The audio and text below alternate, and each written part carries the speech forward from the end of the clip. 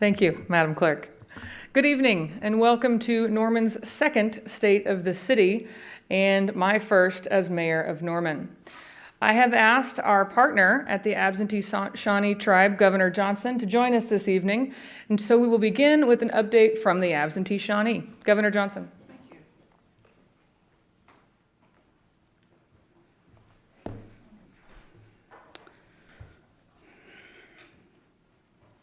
All right, thank you. I know I have a time limit of 1 hour, so I'll try to use 59 minutes of that. Yes, I am the governor for the Absentee Shawnee Tribe of Oklahoma. We are 4,572 members that's in our tribe today. I want to just give you a little narrative about myself. I was born and raised here in Norman.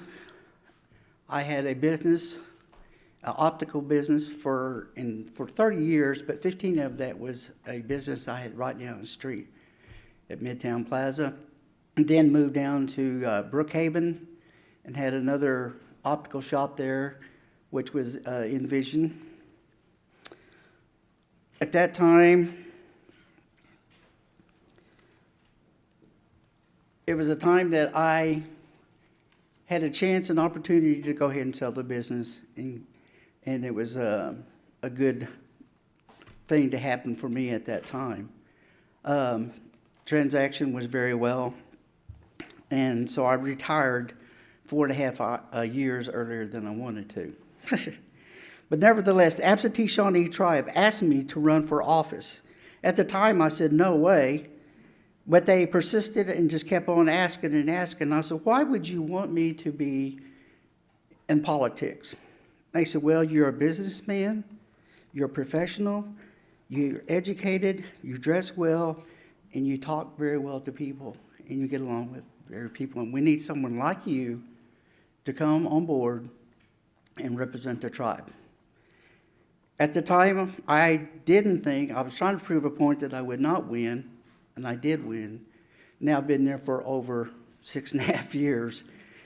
At the time, as a secretary for a 2-year term, re-ran another 2-year term, and then the lieutenant governor decided to retire himself at early, and so I had to move up as lieutenant governor.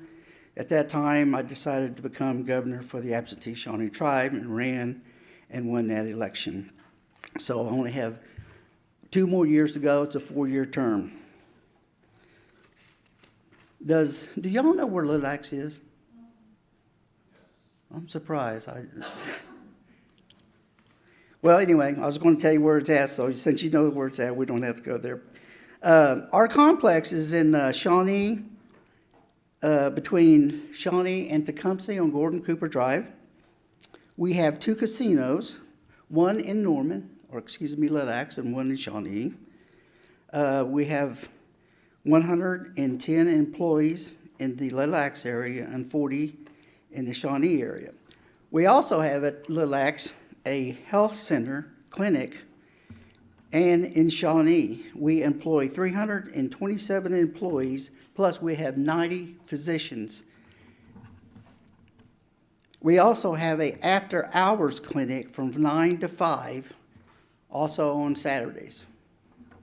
Our services that we have at the clinic is physical health, optometry, dental, pharmacy, diabetes awareness, and private care. Also at the Little Axe and Shawnee area, we have a small daycares for our employees.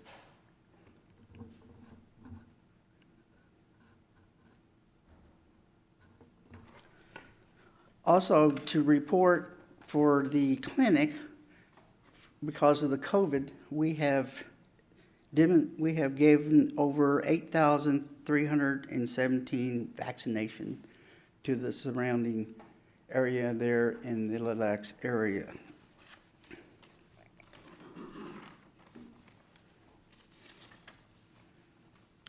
Also, we have a resource center at the Little Axe Center for the elders or for the members to come in for small events or we have small meetings there. And we also have an exercise facility there for them to use the facilities at their want. We are growing. If you come out to the Lilacs area, you'll notice that we are getting ready to expand on the clinic because we are outgrowing that clinic. And we also is going to build another facility in the Shawnee area. We also, can't talk tonight, also we have purchased 145 acres across the highway from the Lilac School for a future project. This also comes right next to our casino out there in the Lilacs area. Would like to say that we were the first casino in the state of Oklahoma. However, because all the other tribes has went with their casinos, we're not number one more. We just have locals. I invite y'all to come out. It's we have special events. We have the 4th of July with big fireworks display. We have concerts with different stars that come in and country singers. Okay, on March 17th, as being elected a new governor, I had a lot of plans for economic development. But when COVID hit, all of that stopped. And y'all's aware of what all occurred. So right now, we're just in the planning stages of what we're going to do next. But first, we've got to find out what happens to this new virus that's coming out.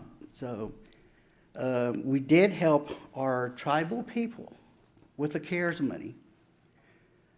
It was a large amount. We were granted $33 million. That money was dispersed for a general welfare relief to our tribal people. We had an education aid as well. We bought computers for all the children or school children, even college, because everything was online.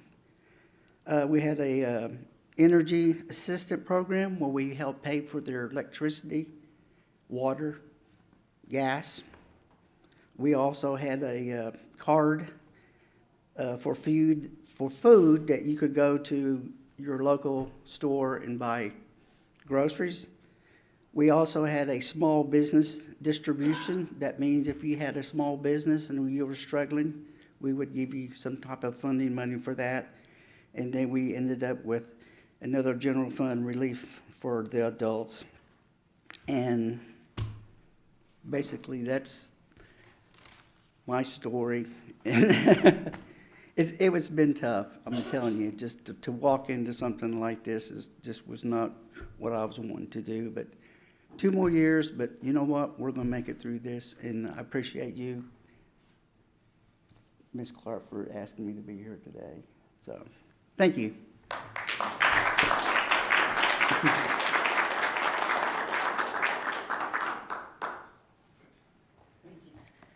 And thank you to Governor Johnson for joining us. I value our relationship and the partnership that we have in this area of Oklahoma. I look forward to building on it, and I'm excited to get to know you as a person. So, I am slightly comforted knowing that I wasn't the only one who didn't agree to walk into this and has made the best of it. To say that this last year was eventful would be an understatement.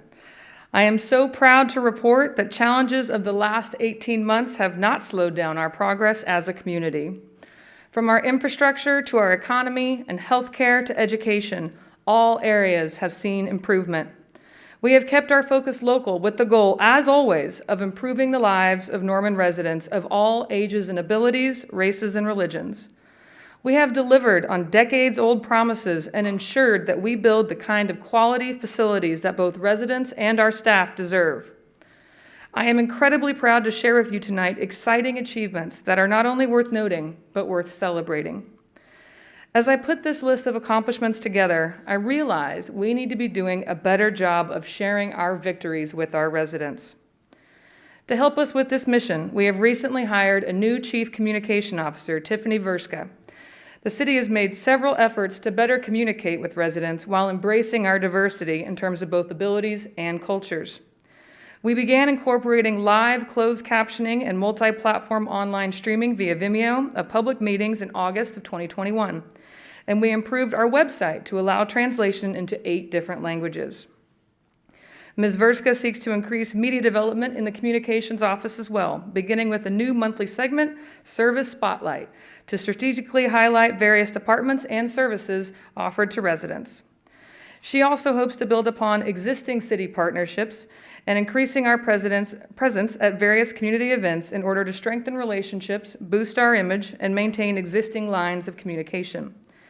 This will put us in the best position to collaborate and ultimately drive our community forward together, as well as be prepared to tackle any community-wide occurrences that residents need to be aware of, both of the emergency nature, but also more general knowledge as well.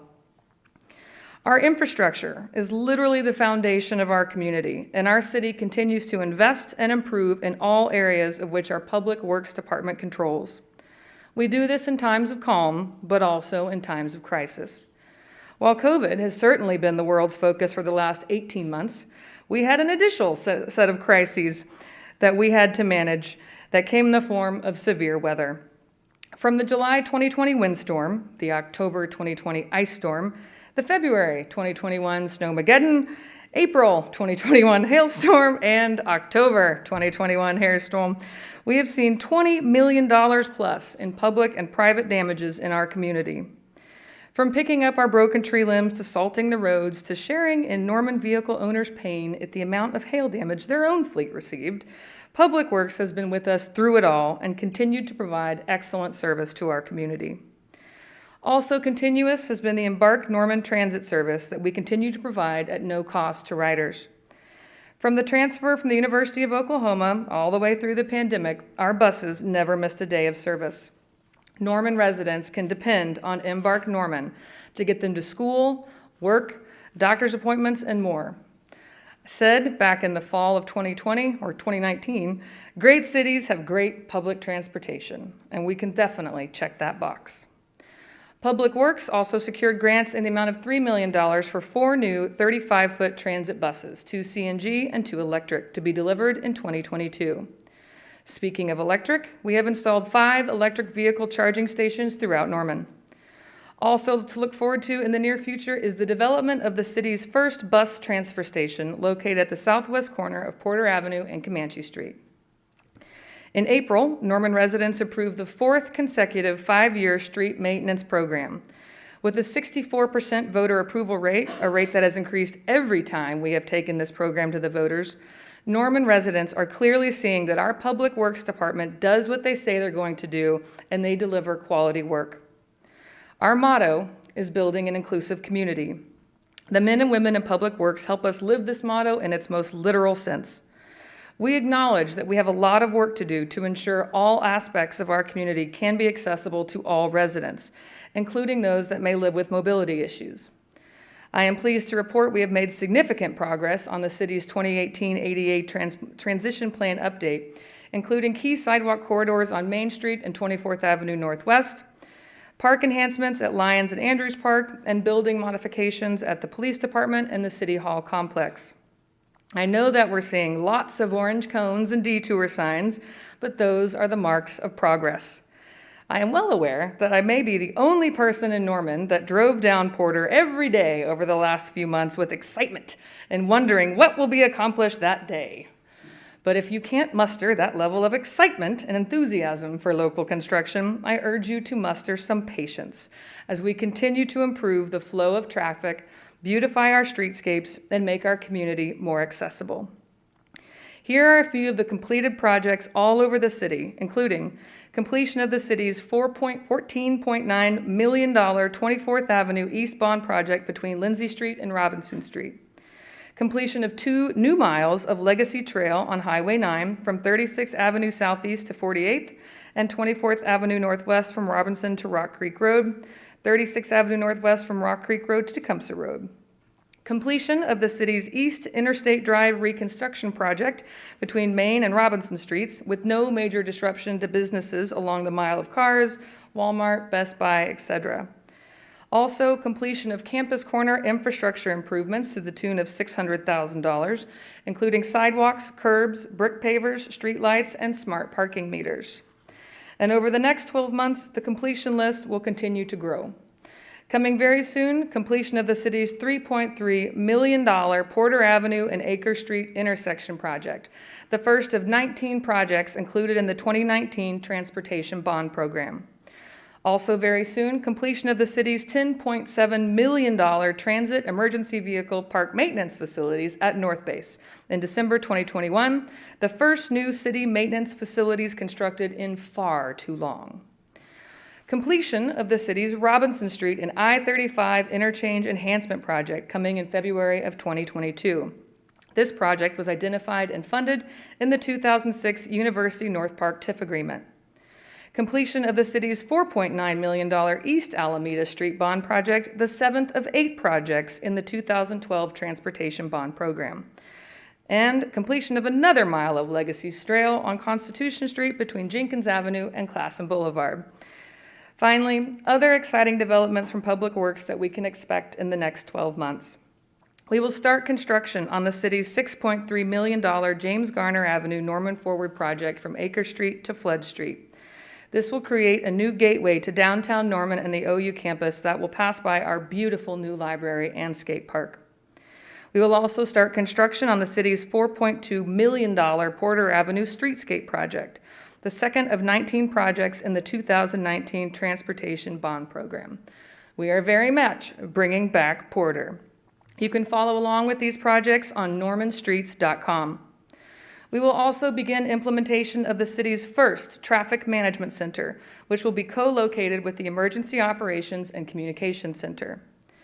And finally, to help address the ongoing issues with our bridge system throughout our community, Council will begin discussions on a possible ballot initiative for the city's first bridge replacement bond program. We also patiently await guidance from the federal government on the recently passed infrastructure bill, as we are ready to put some of those federal dollars towards our bridges and other projects designed to make our streets safer. These kinds of local investments and improvements are needed because our community continues to grow.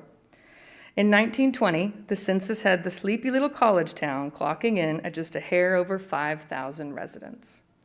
In 2020, we have now surpassed 128,000. The ideal ward size is now 16,000 people for each of our 8 wards. To put that into perspective, the cities of El Reno, Ada, Tahlequah, and Chickasha are all the size of one of our city wards. Many Oklahoma communities have grown over the past decade, and I am proud to say that we have the 3rd highest growth rate in the state, and we remain the 3rd largest city in the state of Oklahoma. Some will try to paint our community as one that discourages development or is not business friendly. Yet our continued growth paints another picture. This impressive census data, accompanied with our historic 1.6% unemployment rate, proves that Norman is very much open for business, with one of the strongest economies our city has ever seen. And as we grow, it is important to be both strategic and smart in how we do it. Further, the COVID-19 pandemic highlighted the need for affordable housing, food insecurity, and the importance of maintaining good physical health. Our Planning and Development Department tackled many of these issues head-on in collaboration with several other departments. While affordable housing is an issue across the nation and not just in Norman, we are thrilled to have 3 new single-family residences located on infill lots that were recently completed using Home Investment Partnerships funding. Located in core Norman, the residences are approximately 1,600 square feet and meet the requirements of our new visibility ordinance. These structures will have a 20-year affordability component for rent and will be owned and operated by the Norman Affordable Housing Corporation. Further, the request for proposals for a housing market analysis and affordability study is under development, and we anticipate requests for proposals and subsequent contract consideration in early 2022. The Community Development Grant Block Program, in partnership with the Parks and Recreation Department, installed a National Fitness Campaign fitness court in Cape Park, located within the First Courthouse neighborhood. This creates equitable access to fitness training programs, regardless or not if residents can afford a gym membership. It also creates safe opportunities to exercise outside as we continue to deal with the COVID-19 pandemic. If you haven't already done so, I encourage you to visit the court and download the app that provides instructions on how to use this innovative fitness system. Utilizing funding from the CDBG CV CARES Act funding, the City of Norman was able to administer $25,000 to 5 nonprofits to assist with the increased demand for nutrition services that occurred because of COVID-19. In addition, over $600,000 of rental assistance funding was provided to Norman residents who were also directly impacted by the COVID-19 pandemic. Also in response to this crisis, the City of Norman expanded the seasonal warming shelter to a year-round operation. Our homeless strategic plan under contract with Home Base gaps analysis portion is complete and available on the website. The public input section is currently underway. I understand that homelessness is an issue that is at the forefront of the minds of many Norman residents. We are working diligently and strategically to make sure we have a human-centered approach to addressing it. Norman's motto is housing first, and I can assure you that we are working hard to provide the housing opportunities so badly needed in our city. Current projects include working with Duran Crosby, the COO with the Oklahoma Department of Mental Health and Substance Abuse Services, to address immediate needs of a new shelter on the Griffin site. And we are also exploring land acquisition on Griffin for building a permanent home for the warming center. I look forward to sharing with you our progress as we take a local approach to solving a national problem. And I encourage you to provide input through our survey or attend a community meeting to share your thoughts. Information about these opportunities will be posted on the city's website and social media very soon. The COVID-19 pandemic also had a significant impact on our municipal court. Since late March of 2020, court staff has worked diligently to assist the citizens of Norman who are dealing with their own impacts of the virus, whether it be loss of work, quarantining and teleworking, or worse. The court has been lenient in continuing court dates and extending payment due dates. The court's early settlement program continued to thrive without much interruption. The program is designed to offer resolutions to disputes to all citizens before they reach the stage of general litigation. Through the mediation program, disputes may be addressed much quicker and resolutions reached before a case can be heard on a court docket. There are no costs for the mediation services for residents of the City of Norman utilizing these services, and the entire process is both voluntary and confidential. In FYE 21, the program received 482 referrals and resolved a total of 289 cases by conducting 24 mediations and addressing the conflict in an additional 159 cases through contact by mediation staff with both parties involved in the conflict. In FYE 20, the program received a total of 444 referrals and resolved a total of 201 cases by conducting 24 mediations. Additionally, the court and other city departments have begun collaborating on exploring options for community dockets that better meet the needs of defendants that may be experiencing homelessness and are underserved by connecting them with services and corresponding agencies in our city. Looking ahead, the biggest project for the court is the remodel and move into Building A, which is projected to be complete in 2023. While the current court was the state-of-the-art when it was built in the early 1980s, Norman has gotten good use of that facility, and there have been many advancements in technology and court procedures that allow court sessions to be handled more efficiently and competently with adequate space, which we look forward to having. Building on the much-needed update to facilities for our court, I am very pleased to report that Norman's Emergency Operations and Communication Center will be fully funded and built to its highest use in a way that will benefit both the first responders and civilian employees like the dispatchers that use it, but also for residents. For far too long, the city has built facilities that are good enough, later leaving both staff and residents with buyers and builders' remorse. We will not take chances with our ability to respond to emergencies in Norman, and I'm also excited that this facility will be of the state-of-the-art quality, but also fully accessible, something that we cannot say about the dispatch office currently located in the basement of the police station. Additional highlights from the Norman Police Department include being able to restart the Citizens Police Academy. We had officers recognized on a national news show for their exceptional actions taken to protect families during a random shooter incident. Animal welfare also did an excellent job, along with patrol and investigations on an illegal zoo investigation. Things are never boring in Norman. Finally, something I am most proud of is the restructuring of the department to allow our officers to focus more on addressing issues through community outreach, including building relationships with residents and having more boots on the grounds in our neighborhoods. I couldn't be more excited for this change. I will be the first to acknowledge that things have been tense over the past 18 months. Many of our residents felt that we needed to reevaluate our approach to policing, and the Norman Police Department listened. Public safety is an incredibly important piece of what we do as a city, and if it isn't working for all law-abiding citizens, it's simply not good enough. It is incumbent upon elected officials to question the status quo. We need to constantly strive to improve in a way that is more equitable and just for all in our community, not just for those that have benefited from the status quo. I want to say thank you to Chief Foster and every other person in that department. I look forward to ensuring that Norman PD has the resources it needs to fully staff this new division, build relationships with residents, and continue to lead the state with a new, better approach to public safety. On Wednesday, December 8th next week, Captain Stacy Clement and I will be hosting a community listening session at the Central Norman Public Library from 6 to 7 p.m. I encourage you to join us and learn more about this important new division and where we go from here. Rounding out updates from public safety, I am excited to share wonderful but not surprising updates from the Norman Fire Department. During the height of the COVID-19 crisis, the NFD administration was able to formulate plans that never compromised their response to an emergency need in our city. Even with a very high call volume, thanks to the internal policies crafted to protect their members as well as the public, not once did the Norman Fire Department ever shut down a company, which was not the case with many fire departments across the state. The Norman Fire Department also recently underwent an audit from the Insurance Services Office, or ISO. This audit happens every 5 years and is a very labor-intensive effort for staff.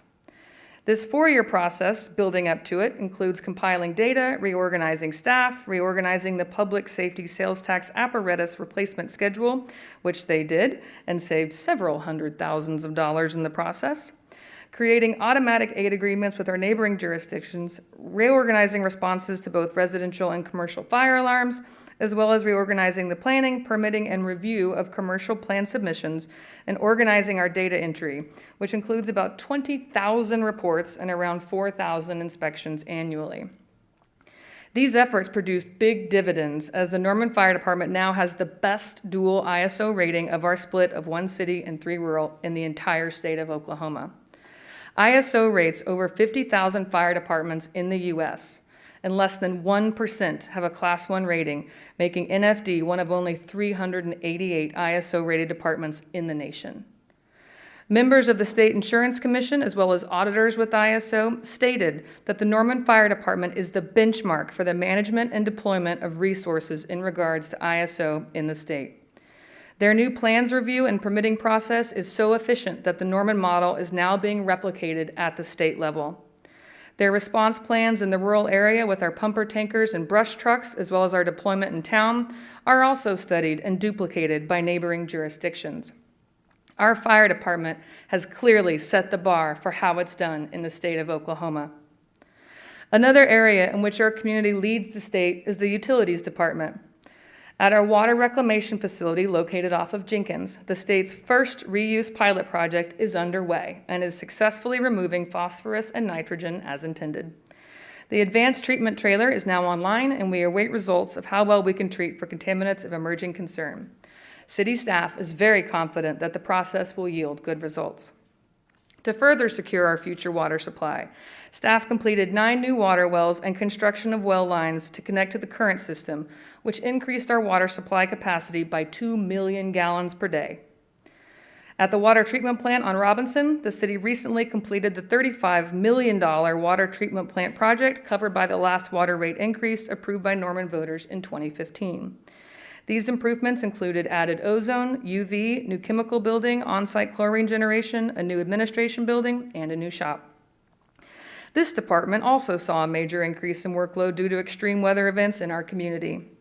The additional yard waste caused by two extreme winter storms led the compost facility to process 88,500 tons of product versus their normal 30,000 tons.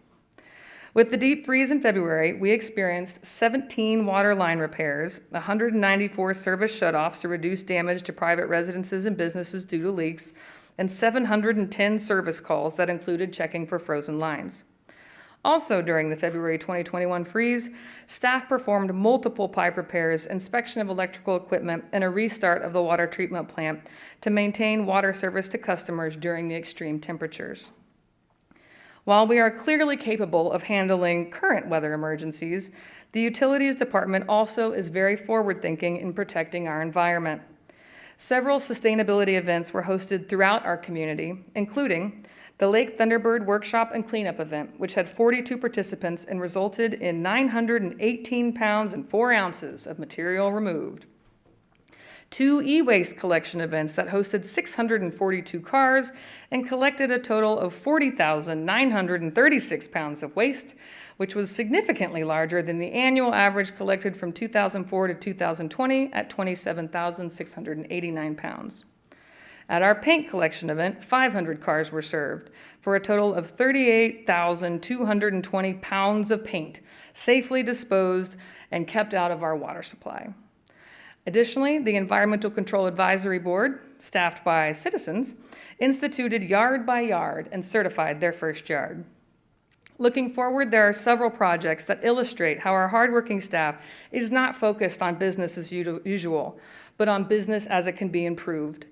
Not just in how we provide city services, but also in how we can be good stewards of taxpayer dollars. The Hazardous Household Waste Facility will open in February of 2022. This facility will allow residents to drop off dangerous materials year-round instead of having to wait for the annual event that used to be held at the Lloyd Noble Center every November.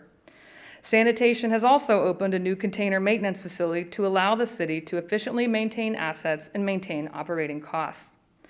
Finally, something I am very excited about, we have new solar arrays to be placed at both the water treatment plant and water reclamation facility, which will offset approximately 31% of electrical usage at these facilities. This is a major step in helping our community reach our sustainability goals outlined in the Ready for 100 initiative. The Parks and Recreation Department also continues to improve the quality of life for Normanites of all ages, albeit in a different way, through events, programs, and citywide beautification. This year, they put a significant focus on community building and physical and mental wellness as the city continues to return to post-pandemic life. One of the things I'm most excited about is their after-school youth program. The Parks Department offers 3 after-school program sites at Whittier and Irving Middle Schools and the 12th Avenue Rec Center. Youth are transported from over 10 schools all over Norman to the rec centers. The End for Fun play-based program that I'm proud to say has become a DH licensed home center program. This means that we not only accept child care subsidies that allow eligible families to come to our program at little or no cost to them, but we also get to refer families to DHS for benefits that they may not know they qualify for. In addition to becoming DHS licensed this year, the program also provides evening and weekend meals to families through our partnership with the Norman Public School District.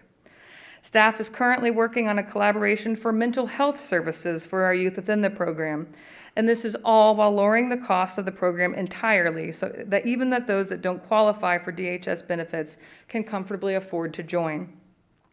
It's things like making sure anyone can join the programs they need without busting their family's budget that makes our Parks and Recreation Department genuinely unique. Earlier this fall, they produced a remarkable series of free events called Community Play in the Park. They worked with some of our partner agencies, including the Pioneer Library System and the police and fire departments, to bring games, inflatable dart battles, water hoses, story time, and a meal out to parks in every corner of the city to get neighbors and friends outside gathering and enjoying their parks. It was absolutely heartwarming and exciting to see crowds of Normanites outside enjoying their beautiful park system while building community together. I can't talk about Parks and Recreation without covering progress on the transformational Norman Forward initiative. During the pandemic, we opened the Blake Baldwin Skate Park at Andrews Park, which has become a regional draw for young skaters and bikers all across the metro area. Ruby Grant Park opened to much fanfare, quickly becoming a destination for residents to walk, run, play disc golf, go to the dog park, use Norman's first accessible playground, and now enjoy the Public Arts Board art project Gems. It was also the host of the first ever Move with the Mayor 5K. I was proud to be the only mayor in the state of Oklahoma participating in this important campaign focused on physical wellness. It created a fun opportunity to encourage Norman residents to move their bodies, but also to introduce them to many of our city parks, Norman Forward facilities, and physical activities available right here in our community. From disc golf to pickleball, we did it all. We also broke ground on the Young Family Athletic Center, named after the family's namesake, after they gave the largest gift to the city of Norman in our community's history at $4 million. Construction has started on this project, and we hope to be cutting a ribbon in the summer of 2023. We also partnered with Norman Regional on this project, and we look forward to In Motion, Norman's first sports and performance center. You can actually follow the construction of the YFAC in a real-time video via live feed at normanparks.com. Construction has also started on Reeves Park to turn Reeves into a primary festival ground for festivals like the Medieval Fair, the Norman Fourth Festival, and many more. Reeves will also have a premier youth baseball softball complex for the children in Norman to play ball for generations to come. And my favorite, after more than a decade, we finally broke ground on the long-awaited and previously unfunded Senior Wellness Center. It will be located on the southeast corner of Norman Regional's Porter campus. This facility is long overdue and a promise that I am so thrilled that we could finally deliver to Norman residents. I am excited to watch the development of this important building with hopes of also cutting a ribbon in the spring of 2023. Finally, like every department that did their part in adjusting to and supporting residents during this historic crisis, Norman Parks partnered with IMI, Norman Regional, both fire and police departments, the Cleveland County, and Norman Public Schools to host 10 clinics, one in Little Axe, that vaccinated over 2,000 residents. Residents received in total $50,000 in gift cards to Norman-owned restaurants. So we did our part to boost our vaccine rate while supporting local businesses and Norman's economy. To help us reach the goal of our city's motto, in January we hired Norman's first Chief Diversity and Equity Officer. Cynthia Allen has accomplished so much in the short time since she has been with us, and we are very lucky to have her on our team. To list a few of her accomplishments, we have now established our city's diversity and equity mission and vision. We have launched the City of Norman's Diversity and Equity website. We successfully executed the first ever City of Norman sponsored Juneteenth Festival, and I want to send a big thank you to all of the volunteers and organizations that added the first cultural festival to our City of Festivals lineup. We integrated the ADA coordinator role from Public Works into the Diversity and Equity Department. We launched several employee resource groups, including one that focuses on our female employees, our Black employees, our LGBTQ+ employees, and our first responder employees. Next week, Ms. Allen will host our first community and conversation session. Ms. Allen also supervised a Bloomberg Harvard Fellow that helped us lay the foundation for this brand new city office. This was a resource made available to us at no cost through my participation last year in the 4th cohort of the Bloomberg Harvard City Leadership Initiative. Additionally, several up-and-coming leaders among city staff also benefit from this initiative through their participation in the innovation track of additional staff training also offered at no cost. Staff attorney Anthony Purinton used the human-centered approach to problem solving taught there to craft, from what we can tell, is the first community fridge ordinance in the nation. Finally, I am very, very pleased to report that we have received a perfect 100 score on the Human Rights Campaign Municipal Equality Index. This score was in the 40s when I started as mayor. We were featured as a community that made a lot of progress in 2020, which I was very proud of. But a perfect score is even better. And I want to say thank you to the hard work of city staff and the Human Rights Commission. They help us live our motto, and we continue to be the most inclusive community in the state of Oklahoma. Other scores that we are quite proud of include the fact that we will soon receive word from our external auditors that our financial statements for the fiscal year ending June 30th present the financial position of the city fairly in all material aspects. All of the city's financial records are open records and are made available for free for the asking in paper format and on the city's website. We believe strongly that financial transparency is the heart of open records. And in spirit and the letter of law, we take pride in presenting our financial performance to our residents, to external financial agencies, and the general public. Now for the hard economic numbers. While there was no doubt a COVID-induced recession, our city has not only recovered, but we are stronger than we have ever been before. If sales tax is a measure of the health of our local economy, the city has come out of the COVID period with the strongest economy in our history. We have received record-breaking sales tax returns in 3 of the last 6 months, and our sales tax revenues are up by more than 20% from the same time last year. I cannot urge you all enough to continue to shop local, eat local, drink local, and invite your friends and neighbors to do the same. We know what we can do when we keep our focus local, and I am confident we can keep this trend going. Part of what makes our community great and worth visiting, in addition to our state-of-the-art recreation facilities, local shops and restaurants, and entertainment opportunities, is our love of and investment in the arts. Over the past 18 months, the arts in Norman have used their best asset, creativity, to help heal and give back to the Norman community. When the world went into lockdown, the arts quickly shifted to programming in the virtual realm. Nearly every organization that is supported by the Norman Arts Council in the city of Norman offered some form of artistic programming online. Led by the work of the Depot and their whimsical virtual platform, Depot TV, and with the expert, often in-kind help of Norman filmmakers like Chase Spivey and Dennis Spielman, who was a 2021 recipient of a Governor's Arts Awards for his work during the pandemic, the Second Friday Art Walk, Norman Music Festival, Jazz in June, Namron Players, Firehouse Art Center, and many others were able to deliver important programming to the community when we needed it most. The Norman Arts and Humanities Roundtable established the first Equity and Justice Committee dedicated to the work of the arts in Norman. This is now a full committee of the Norman Arts Council with a dedicated annual budget to support the work of all of the arts to address issues of equity and justice through programming and education and places equality at the forefront of our missions. The Norman Arts Council also led the way in advocating for funding to keep Norman Arts programs alive during the pandemic. With both CARES Act funding and American Rescue Plan Act funding awarded to the Norman Arts Council in the form of grants from the City of Norman, the National Endowment of the Arts, and the Mid-America Arts Alliance, the arts in Norman survived FY20 and FY21, and they are confident that their important work to keep the culture of Norman alive will continue through the coming fiscal years as well.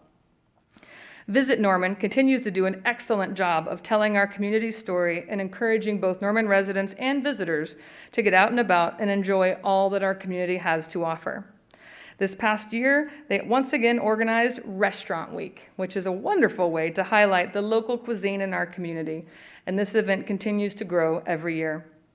Visit Norman also won the Beep Baseball International Tournament for 2023, which will fill over 2,000 hotel rooms, as well as the Mickey Mantle U16 World Series for the next 3 years, which will fill over 1,000 rooms each year.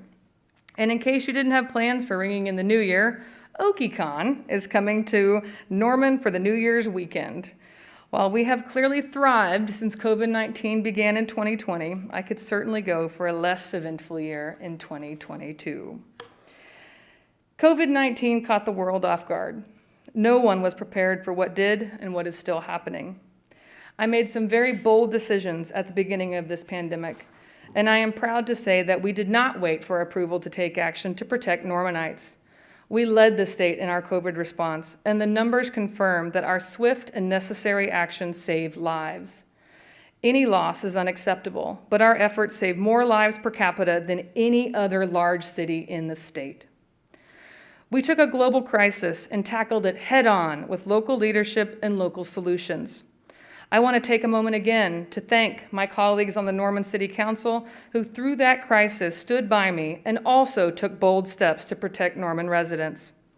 I also want to recognize the Norman Chamber of Commerce, Visit Norman, and the Norman Economic Development Coalition in collaboration with staff of the City of Norman for their creative work on the Want This, Wear This masking campaign. I was a big fan generally, but it turns out I wasn't the only one. The campaign received a Redbud Award for Best COVID Collaboration from the Oklahoma Travel Industry Association, which proves that not only are our leaders in our community able to work together, we win awards when we do. We also received a Merit Award for the out and about social media campaigns that originated as a push to keep people safe while supporting local businesses that were facing their own difficulties during the pandemic. Today, we had the 96th meeting, 96th, of my Emergency Operations and Communications team organized under the Fire Department. It's worth noting that in addition to executing their regular duties that were increased due to COVID and organizing these meetings, the Fire Department also led the charge in organizing our city's efforts in dealing with COVID, including compiling data, acquiring PPE for our members, public, and city staff, as well as making submissions for and then receiving COVID relief funds. These emergency management meetings began on March 18th, 2020. At the height of the COVID-19 crisis, we met 3 times a week. We are now down to every 2 or 3 weeks, but I am prepared to meet as often as needed to keep our team effectively communicating and working together to protect Norman residents. I will urge you all, if you haven't already gotten vaccinated, do it. If you have gotten vaccinated, get boosted. I want this all to be past us as much as the next person, but ignoring facts won't make them go away. I have been honored to lead Norman throughout this crisis and all of the challenges that came with it, and I will stick with Norman until it is past us. While no one's job has been easy the past 18 months, the real heroes throughout this pandemic have been our first responders and our medical professionals. Even with dealing with current struggles produced by the pandemic, Norman Regional, our city's second largest private employer, continued to keep an eye on the future and is transforming healthcare in our community with the Inspire Health Plan. This plan is a $280 million investment into the overall health and wellness of our community. It is a comprehensive transformation strategy that includes 5 major construction projects. First is the expansion of the Healthplex that will also include, second, an ambulatory care pavilion, and third, a cancer center. Fourth, a freestanding emergency department off of Highway 9 that will better serve Norman residents in the south and in the east. And finally, a behavioral health center that will include 48 adult beds and will be located on the historic Norman Regional Hospital Porter campus. That location will also become the new Porter Health Village, where education, resources, and services that promote health and wellness will be offered to our residents. As touched on earlier, the Porter Health Village will also feature Norman Forward's Senior Wellness Center that will include indoor temperature-controlled saltwater pool, an indoor walking track, and an indoor fitness area with a state-of-the-art workout equipment that rival, or perhaps best, any other senior wellness center in the OKC MAPS program. Norman Regional is also partnering with Cleveland County and the City of Norman to bring 2 innovative health amenities to our community. The first is Norman Regional's Health at the Well, located in the beautiful new Cleveland County Wellness Square. And second, Norman Regional's In Motion Sports Performance Center, as we stated, to be located in the new WIFAC. As you can see, Norman Regional's Inspire Health Plan is a forward-thinking and transformational effort that will improve the quality of life for residents now and beyond. Since 1946, Norman Regional has had a long history of excellence in healthcare innovation, and Inspire Health is yet another example of our community and our health system developing and delivering solutions that improve the health and wellness of our residents. I am very proud of our local health system doing it all it can to provide a healthier community, a community that fosters healing and healthy living. I never want to miss an opportunity to celebrate our hardworking staff and amazing community partners. Speaking of Norman Regional, they were known as a Work Healthy Hospital, a grant program of TSET, an initiative of the OHA, awarding Norman Regional with the WHH Excellence Recognition. This award recognizes the hospital for having implemented the most effective level of culture that supports employee well-being. It was also named Large Business of the Year by the Norman Chamber of Commerce in 2020. CEO Richie Splitt was also named the 2020 Public Education Ambassador winner by Norman Public Schools and recognized by the Journal Record as one of the most admired CEOs in the state, along with their CFO, Ken Hopkins, who was recognized as one of the most admired CFOs in the state. Speaking of Norman Public Schools, the 2021 Oklahoma Teacher of the Year came from right here in Norman. Congratulations to Jessica Eschbach, an innovative learning coach at Norman North. We also had Juan Renteria, our 2021 District Teacher of the Year and Truman Elementary School 5th grade teacher. He was named one of the 12 finalists for 2022 Oklahoma State Teacher of the Year. Juan became Norman's 5th State Teacher of the Year finalist in the last 7 years. Norman North's Molly Detman was named the Oklahoma Library Association's Outstanding New Librarian. She is also the recipient of this year's Oklahoma School Librarians Technology and Education Award. This award is given to an innovative technology teacher who seamlessly embeds technology into their lessons. We also had 9 Norman Public School students to be named National Merit Scholarship semifinalists. David Powell from Norman High School and Lauren Vaughn from Irving Middle School are among the 6 state-level finalists for the Presidential Awards for Excellence in Mathematics and Science Teaching. Matt Jackson, Introductions to Ethnic Studies teacher at both Norman High and Norman North, was named Teacher of the Year by the Oklahoma Council for Indian Educators Board of Directors. Finally, former Superintendent Dr. Joe Ciano and Norman educator Gary Gress were named 2021 inductees into the Oklahoma Educators Hall of Fame. They are the 6th and 7th educators affiliated with Norman Public Schools to be inducted into the hall, which currently recognizes only about 100 educators. From the Norman Chamber of Commerce, our president and CEO, Scott Martin, was recognized as the Oklahoma Chamber Executive of the Year in 2021 by the Oklahoma Chamber of Commerce Executives. Brenda Hall, our amazing city clerk, received recognition and appreciation for her leadership, having served as president for the Oklahoma Municipal Clerks, Treasurers, and Finance Association for the past 2 years. Anthony Francisco, our Director of Finance, was recognized as outstanding member of Oklahoma Municipal Clerks, Treasurer, and Finance Officers Association.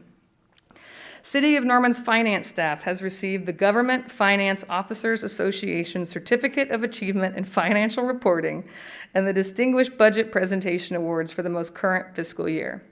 While that sounds oppressive, this is a feat which we have accomplished for over 20 straight years, and no other city in the state of Oklahoma can make that claim. Parks and Rec also received several awards from the Oklahoma Recreation and Park Society. Young Professional of the Year was Mitchell Richardson, Recreation Supervisor of the 12th Avenue Rec Center, a program of excellence, locally loud, founded during the pandemic, and I'm hoping they'll bring back. Project of Excellence, the Blake Baldwin Skate Park. And in the world of public safety, we had 4 officers awarded the Medal of Valor, 18 officers received life-saving awards, and 19 officers receiving commendations with risk.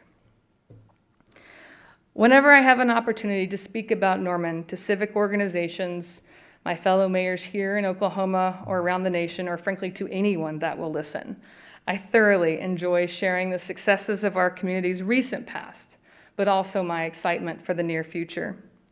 I am honored and proud to be mayor of Norman, and I want you to be just as proud and excited to be a resident of Norman. Together, we will use lessons learned from the past to guide our decision-making as we build on the progress we have made over the last 18 months to keep our community moving forward. Because the last 18 months did not break us. If anything, it has made our community stronger and reminded us of who we really are. There were times during 2020, especially during the safer at home times, that I just needed to be alone, where I needed to process all of the unprecedented and at times unbelievable things that were happening. My favorite place to go was my porch in the early morning before my family woke up. I'd sit there and smell my coffee and watch the sun rise while my Norman flag slowly moved in the breeze. And at one point in all of the craziness, there really was no way to know what was going to happen next and what a new day could bring. But I would watch neighbors bring meals to each other if another family was sick. I watched strangers donate masks, food, whatever another stranger needed. I watched people truly realize how important shop local is to our business and our city, and then act on it. I watched residents literally light up the Healthplex in their show of support for Norman healers. I watched and I watched and I watched until I knew that I would never again question, let alone forget, what Norman is truly made of. We live in a great city, friends, not because we don't have problems. Oh, did I go too far? Not because we don't have problems, but because we don't run from them, because we learn from them. We collaborate and create and turn problems into opportunities to be better than we were the day before. Often, we lead the way and set the bar with excellence in the state of Oklahoma. Some would call us troublemakers. I would call us trailblazers. One step forward, one day at a time. Let us stand truly united and continue to improve our community, innovate solutions, and invest in our future. Improve, innovate, and invest. As you can see, our community has thrived over the last 18 months, but I invite you to join me in believing that our best days are still ahead. Thank you.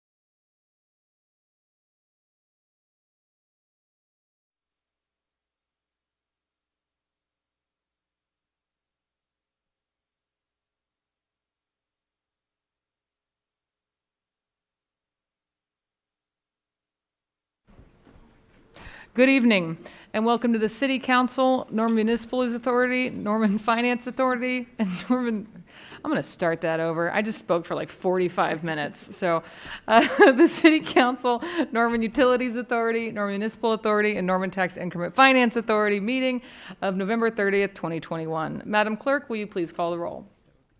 Councilmember Studley. Here. Councilmember Schuler. Here. Councilmember Land. Here. Councilmember Hall. Here.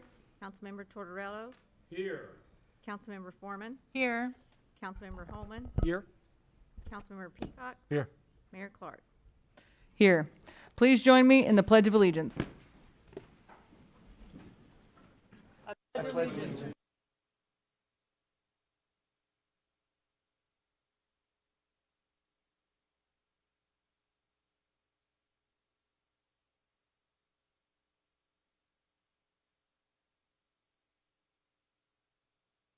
Item 1 is consideration of approval, rejection, amendment, and/or postponement of the minutes as follows. City Council minutes of November 9th, 2021, Norman Utilities Authority minutes of November 9th, 2021, Norman Municipal Authority minutes of November 9th, 2021, and Norman Tax Increment Finance Authority minutes of November 9th, 2021. I need a motion to approve the minutes. Approve. Second. Thank you. The motion on the floor is to approve the minutes. Council members, you may cast your votes.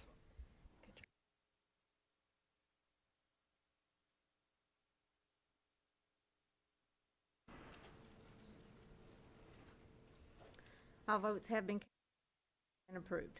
Thank you. Item 2 is presentation of an award for law enforcement reaccreditation to the Norman Police Department from the Oklahoma Association for the Chiefs of Police. I'd like to recognize Kevin McCullough, Chair of Accreditation Committee for the Oklahoma Association of Chiefs of Police.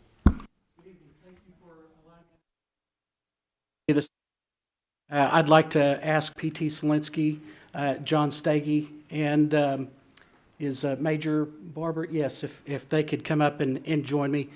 Again, we appreciate you allowing us to make this presentation tonight. Lieutenant Selinsky is with the Oklahoma City Community College Police Department, and I'm a law enforcement specialist with Oklahoma Municipal Assurance Group. And P.T. Selinsky and I both serve on the Oklahoma Law Enforcement Accreditation Commission, and we're here this evening to present Norman Police Department with their reaccreditation credentials. The Oklahoma Law Enforcement Accreditation Program provides Oklahoma law enforcement agencies with an avenue to demonstrate that they meet commonly accepted standards and best practices for efficient and effective operations. Law enforcement executives and agencies who seek accreditation under our program have had their written policies, procedures, and operations evaluated to ensure they meet all statutory requirements and national best practices. This program is endorsed by the Council on Law Enforcement Education and Training, the Oklahoma Municipal Assurance Group, the Oklahoma Municipal League, and the City Management Association of Oklahoma. We're here this evening again to recognize the City of Norman, the Norman Police Department, Police Chief Kevin Foster, Accreditation Manager John Stagey, and all of the members of the Norman Police Department. It's because of Norman Police Department's dedication and commitment to professionalism that we are honored to present. Actually, Major Barber is standing in for Chief Foster this evening. We'd like to present him, Mr. Stagey, with the Leadership Award and the Norman Police Department with their renewal of accreditation.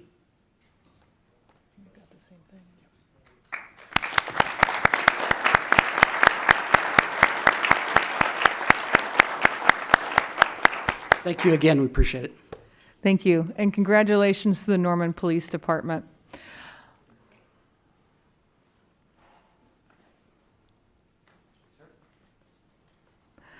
Item 3 is consideration of acknowledgement, approval, rejection, amendment, and/or postponement of Proclamation 2122-14, proclaiming Friday, December 3rd, 2021 as International Day of People with Disabilities in the City of Norman.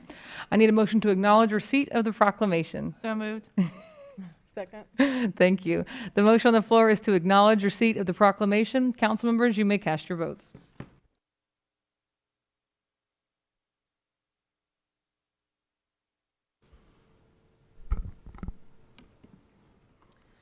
All votes have been cast and the motion passes unanimously. Thank you. A proclamation of the Mayor of the City of Norman, Oklahoma, proclaiming December 3rd, 2021 as International Day of Peoples with Disabilities in the City of Norman. Whereas the International Day of People with Disabilities was proclaimed in 1992 by the United Nations General Assembly. And whereas the City of Norman encourages understanding of disability issues and driving awareness to the meaningful strides people with disabilities and their advocates have made to improve legislation, services, economic viability, and way of life.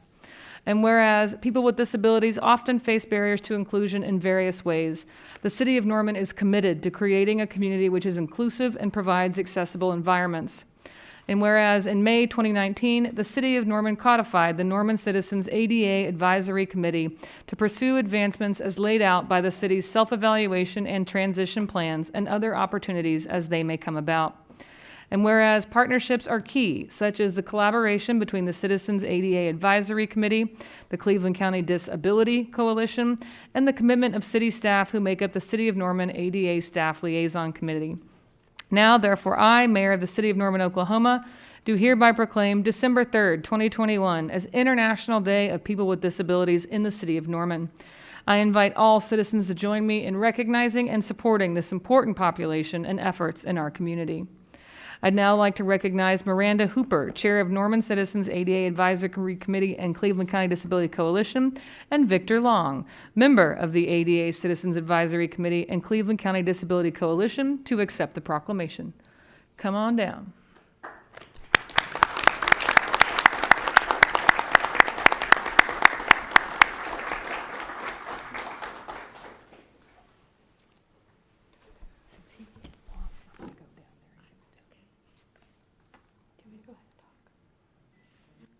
I can only turn on one mic at a time. Which one do you want me to do first?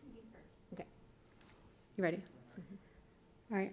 On behalf of the Cleveland County Disability Coalition, the ADA Citizens Advisory Committee, and as a citizen and a parent advocate, I want to thank the City of Norman for the proclamation and for continuing to work on making Norman a inclusive community that recognizes people with disabilities in all aspects of our city, not only planning, but just out in the community themselves. And then Victor has something to say as well.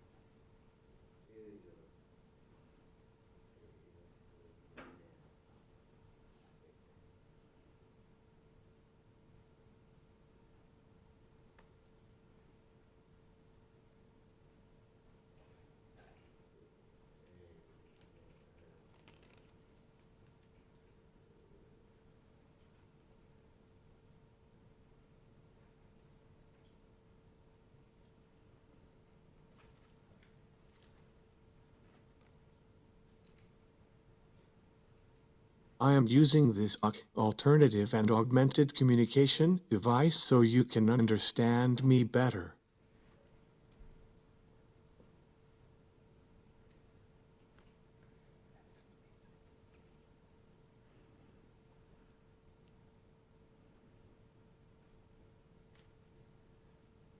I accept this on behalf of all the citizens of Norman with dis or different abilities. I think I can speak for them to say how grateful we are to live in a community that is inclusive with such things as the Citizens ADA Advisory Committee and this proclamation. Thank you.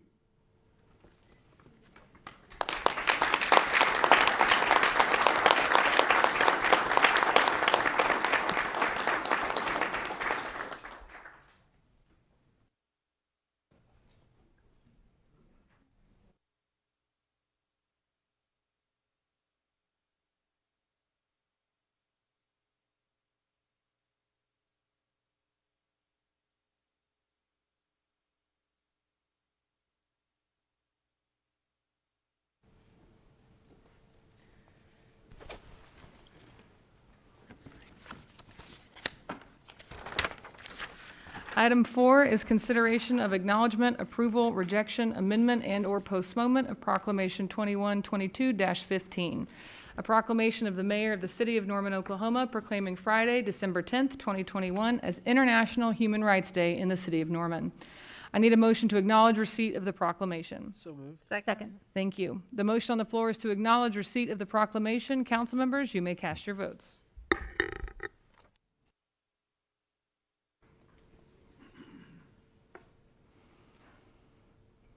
All votes have, proclamation passes unanimously.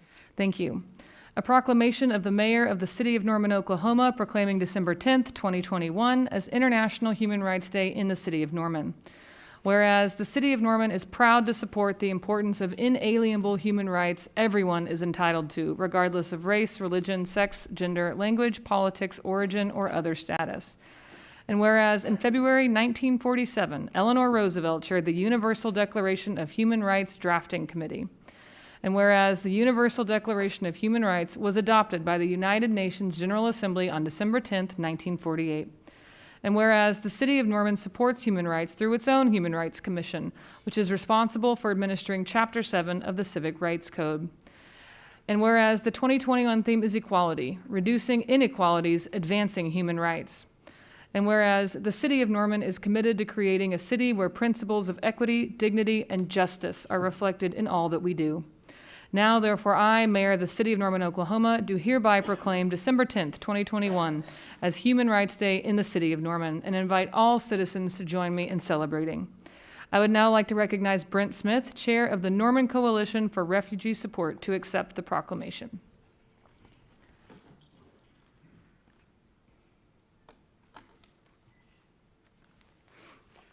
Thank you, Mayor. I have a few words to say. First, it's an honor to be called upon to receive this proclamation by our Norman Mayor and City Council for International Human Rights Day. You know, in a world of so much uncertainty, refugees from around the world are fleeing violence, starvation, and persecution, and seeking a life where they can enjoy their human rights. The Norman Coalition for Refugee Support offers a stable future for those who've lost everything. In our organization, we ask the question, what can we do to help restore their dignity, find a safe place for them to live, and help them build a hopeful future? We recognize the perilous conditions that threaten the proud cultural traditions of these refugees. In the Norman Coalition for Refugee Support, we're an all-volunteer, nonprofit coalition of 10 places of worship and several partners, all working together to resettle refugees and help them build a future in Norman. Norman is a place we love, a place where we raised our families, a place where we want to share, while respecting their cultural backgrounds. In recent years, we resettled several families from different countries, and now we're focused on refugees fleeing a war-torn Afghanistan. All Afghan families resettling in Norman served with our U.S. military and fighting to defend their country. Now they bring their bravery and sense of hard work to build a new life, a peaceful civilian life of hope for their children. A common guiding principle in our coalition is to welcome the stranger.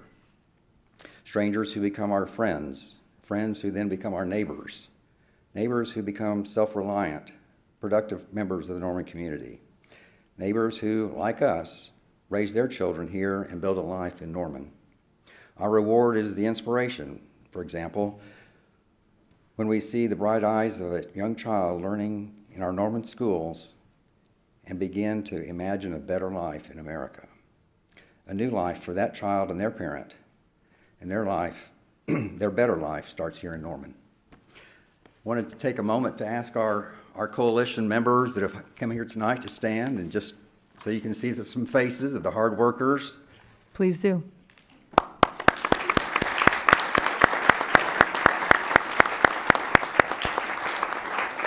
So thank you again for the opportunity to advocate on behalf of our refugee friends for their human rights, to lift up the difficult journey of the refugee, and most importantly, to share the hope. Thank you, Mr. Smith. I have the proclamation for you. And on behalf of the City Council, thank you to all of you for your work with refugees.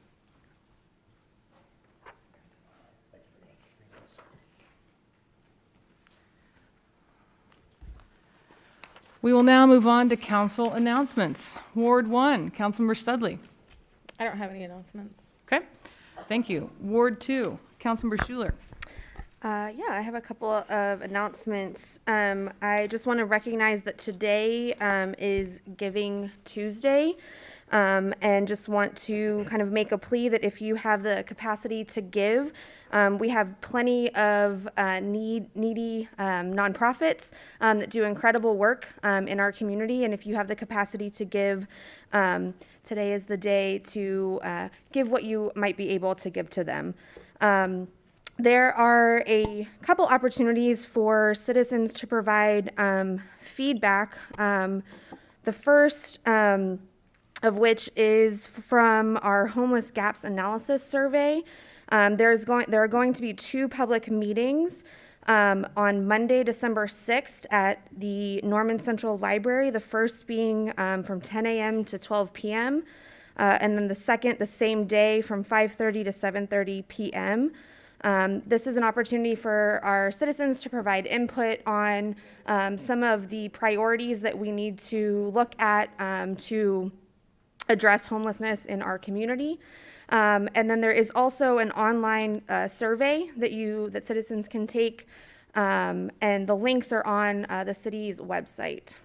And then the second opportunity is ODOT is looking at the I-35 corridor. They're studying that between Southwest 4th Street in Moore and Robinson Street in Norman.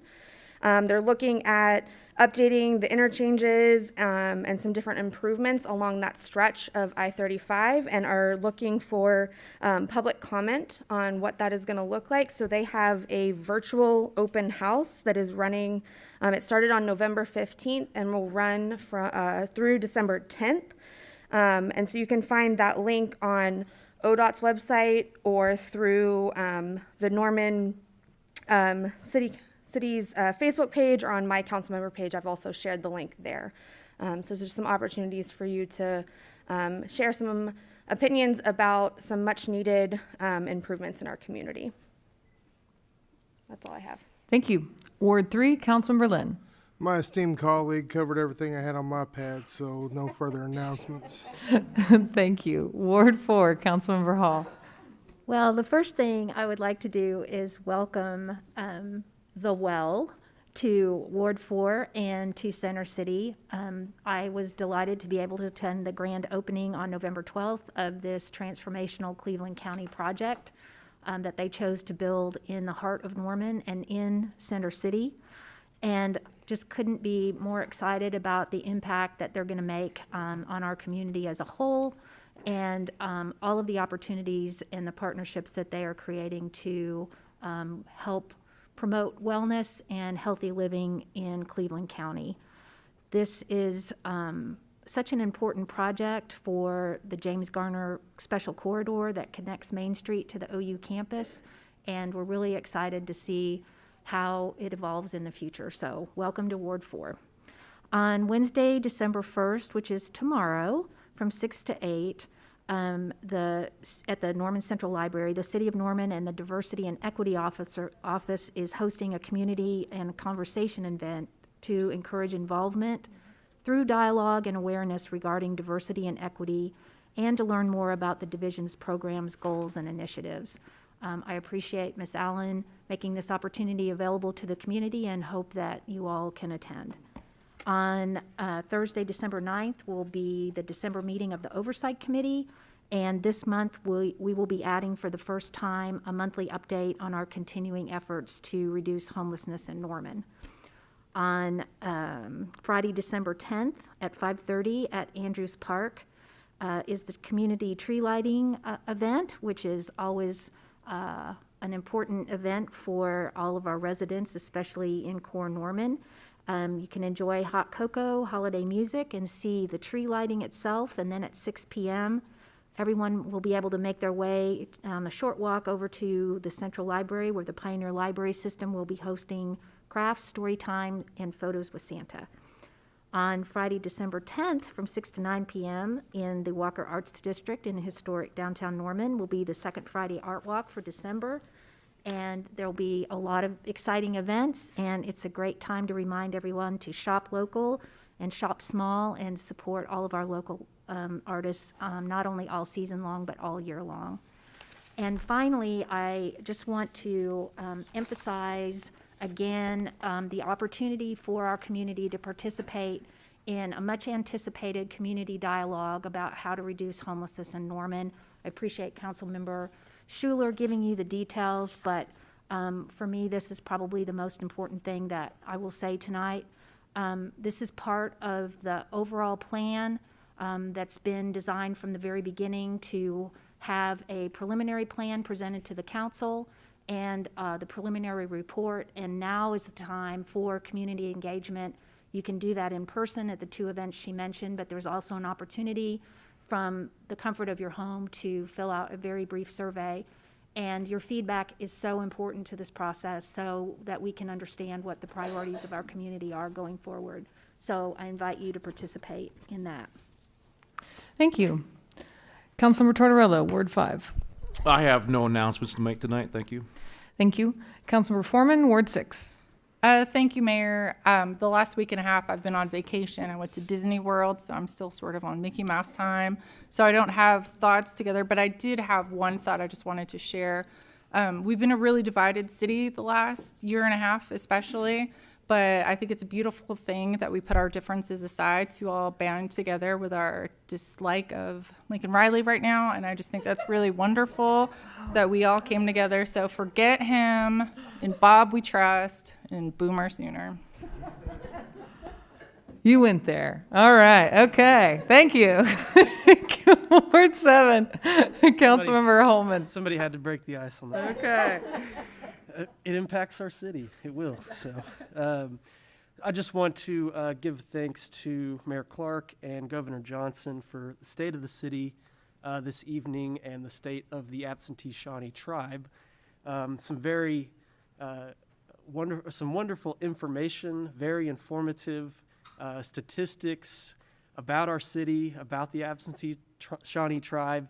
A lot of projects that are going on, updates on those things. So if you didn't get a chance to see that, I think you'll be able to watch it on our City of Norman YouTube channel, rewatch that. Definitely encourage that and appreciate you for reviving that. I think we've only done it twice since I've been on council. Mayor Miller did it once, and so I think it's something that should be done every year probably, so for big cities like we are now. And then want to mention the Community Planning and Transportation Committee. We did not meet in November, but I do plan to meet in December. Still thinking about a time that we'll do that. We probably won't be able to do it. We won't be able to do it on our regular time because that'll be Christmas week. So I'll work with city staff to try to maybe identify a different day so that we don't go 2 months without meeting. But in that committee, Community Planning and Transportation, every month we get an update from our city staff on the public transit ridership report. We talk about our public transit system, stops, future plans for improvements, the central transportation hub that we're trying to identify and construct or rehab a building that we're trying to get. We talk about all of those things every month. If you are interested in public transit, if you want to know how many people ride the bus, how much it costs to operate the system, what future plans we have for the system, if you're interested in road construction projects, anything like that, we talk about it in that committee every month. It's a public meeting, and I absolutely welcome anybody that's interested to attend. You can also watch the meetings on YouTube if you're not able to attend in person. And please feel free to reach out to any of us. I'm the chair of the committee, but any of us can take your questions or comments or suggestions about things that in regard to transit in our community. And then the third thing I have is just a brief update about Norman Music Festival, which is planning to come back this year, regular scheduled time at the end of April like they always do. And they have 2 days left. If you are a performer, a band, and you're wanting to get in on the Norman Music Festival coming back this year, then you got 2 days left to submit your applications and your stuff if you want to get in. So I'm really looking forward to the return of the music festival. It's an amazing event in our community. that I look forward to every single year. Is kind of a dream of mine as a kid growing up in Norman, when downtown Norman was not very active and there were a lot of empty storefronts and it didn't look as nice as it does now. And so kind of a dream was to eventually see events and full storefronts and thousands of people walking in between all the buildings and visiting all the shops and listening to all the performers. And now we have that, and it's exciting that we're going to be able to get that back this year after a year off. So actually 2 years off. So anyway, I'm looking forward to it, and just let everybody know if you want to get into it, you got 2 more days left. Thanks. Thank you. Ward 8, Councilor Peacock. Thank you. Councilmember Hall already drew attention to this, but I wanted to also highlight the Community and Conversation event that's being hosted by our Office of Diversity and Equity. It's going to be tomorrow from 6 to 8 p.m. at the Norman Public Library. Just a quick summary on this. Being informed and having two-way dialogue is critical to ensuring the services and programming provided by the City of Norman addresses the community in ways which are meaningful and effective. This event is the first of a series with the goal of continuing open dialogue and broad community engagement. And I just also want to thank Cynthia Allen for all of her hard work she's put in on this and many other great initiatives. Thanks. All right. Council members covered a lot tonight. I don't think I heard about the City of Norman Park and Recreation Ugly Sweater 5K, though. And I had a blast at the Turkey Day 5K.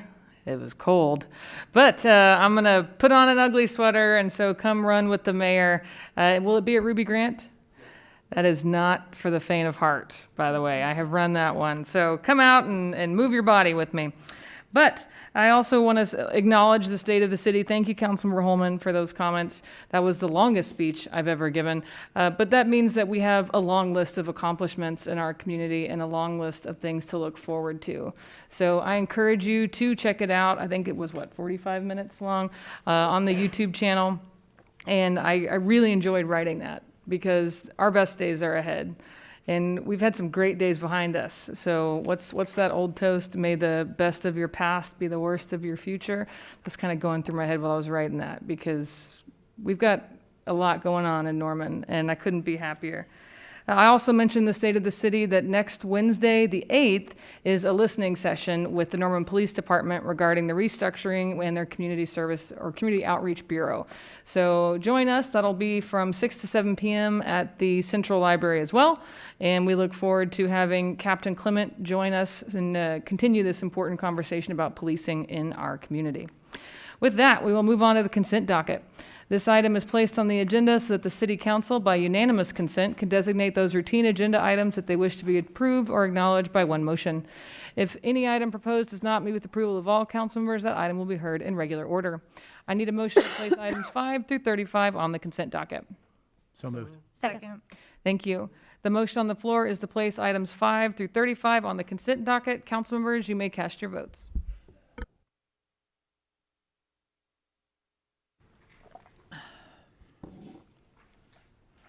All votes have been passes unanimously. Thank you. Item 5, Ordinance 2021-32 upon first reading by title, fixing the compensation of the city manager as provided by Article 17, Section 1 of the Charter of the City of Norman. Item 6, consideration of the mayor's appointments as follows. Board of Adjustment, Curtis McCarty, Ward 8. Patrick Schrenk, Ward 6. Environmental Control Advisory Board, Natalie Roche, Ward 4. Norman Forward Citizens Financial Oversight Board, Linda Price, Ward 1, Eric Paulson, Ward 2, Andy Rieger, Ward 4. Norman Housing Authority, Paul Austin, Ward 6. Item 7, consideration of the Finance Director's Investment Report as of October 31st, 2021. Item 8, consideration of the monthly departmental report for the month of October 2021. Item 9, consideration of the purchase of buildings and contents insurance for the City of Norman from affiliated FM Insurance Company in the amount of $405,229 for the period of December 1st, 2021 to December 1st, 2022, and budget appropriation from the Risk Management Fund balance. Item 10, consideration of an incentive payment in the amount of $8,143 from the Pepsi Beverages Company to the Norman Municipal Authority for the exclusive sale of Pepsi products at the Westwood Golf Course and Westwood Family Aquatic Center, and budget appropriation as outlined in the staff report. The next 3 items are easements needed for the repairs to the West Imhof Road Bridge. Item 11, easement 2122-17, a permanent drainage easement donated by Derwin J. Gaither. Item 12, easement 2122-18, a permanent drainage easement donated by Jennifer Anderson and Peter Shapelza. Item 13, easement 2122-19, a permanent drainage easement from Sarah Holland and Robert Ashley, joint tenants, in the amount of $10,400. Item 14, easement 2122-22, granting an easement to the Oklahoma Electric Cooperative to provide electrical service to the new sanitation container maintenance building at 3440 Jenkins Avenue. Item 15, special claim submitted by Brent and Karen Shambaugh in the total amount of $16,192.57 for vehicle damage and car rental fees due to an incident with a sanitation division trash truck on 24th Avenue Southwest on June 1st, 2021. Item 16, Amendment Number 1 to Contract 1213-160 with Garver LLC, increasing the contract amount by $22,500 for a revised contract amount of $219,475 to provide additional design services on the Alameda Street widening project from Ridge Lake Boulevard to 48th Avenue Southeast, and budget transfer as outlined in the staff report.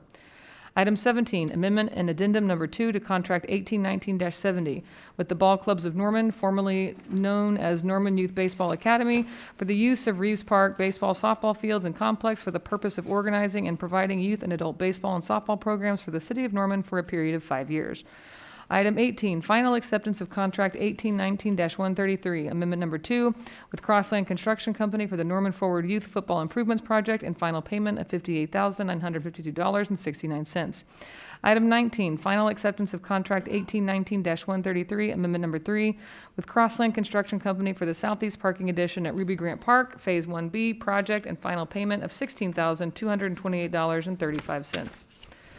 Item 20, change order number 1 to Contract 1920-7 with Central Contracting Services Incorporated, decreasing the contract amount by $3,130.50 for a revised amount of $305,104.50 for the Urban Concrete Pavement Project FYE 2020 locations Bid 1, Lake Crest Drive from 12th Avenue Northeast to Erie Avenue and McKinley Avenue, and George Avenue from Lindsay Street to Simpson Street. Final acceptance of the project and final payment in the amount of $12,405.24.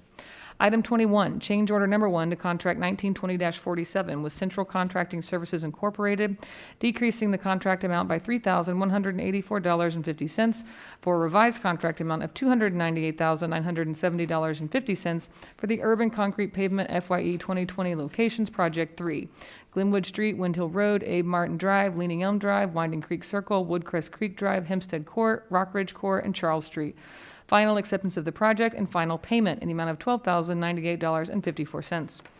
Item 22, final acceptance of Contract 2021-89, by and between the City of Norman, Oklahoma and Cimarron Construction Company for the Creston Way and Schultz Drive Drainage Improvement Project, and final payment in the amount of $53,690.36.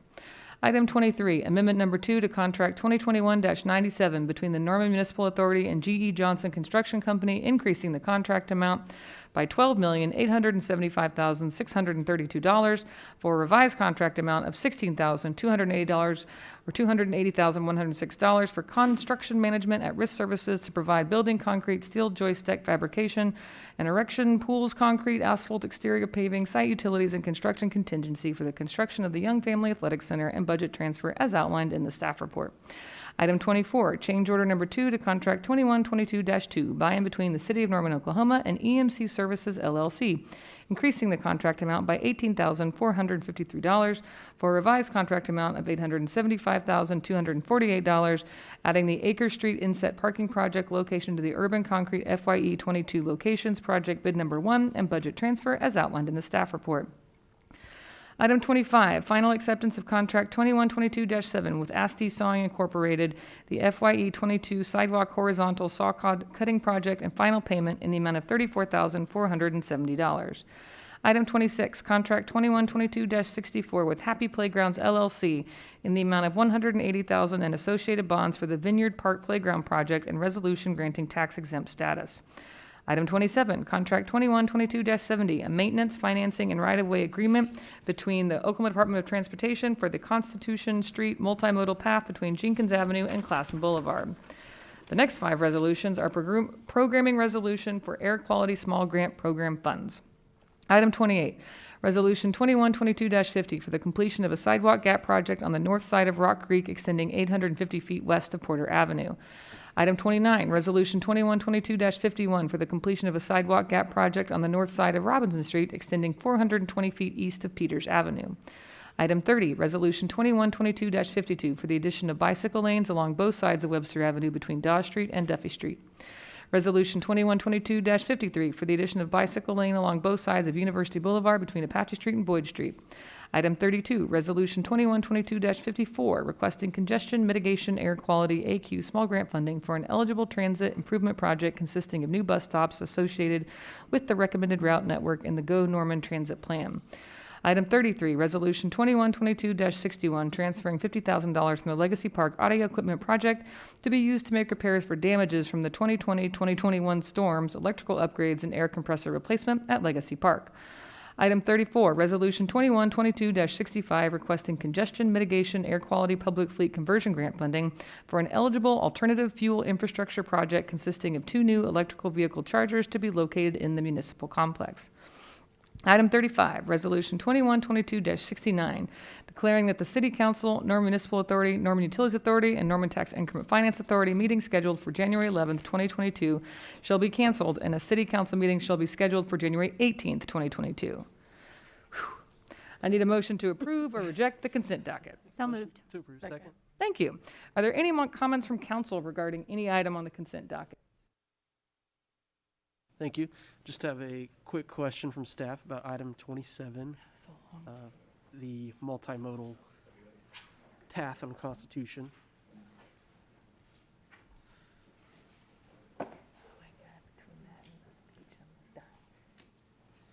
Thank you, Mayor and Council. Sean O'Leary, Director of Public Works. Absolutely. Thank you so much. This is a project I'm very excited about since it's in Ward 7 and it's on a section of road that doesn't have a continuous sidewalk. It's got pieces of a sidewalk on each side that don't really connect to each other. But this is a big one we talked about a lot, and I was just kind of, for the record, for those that are watching that might not be as familiar, when we might get started on this and how long it might take to get it done. Sure, you bet.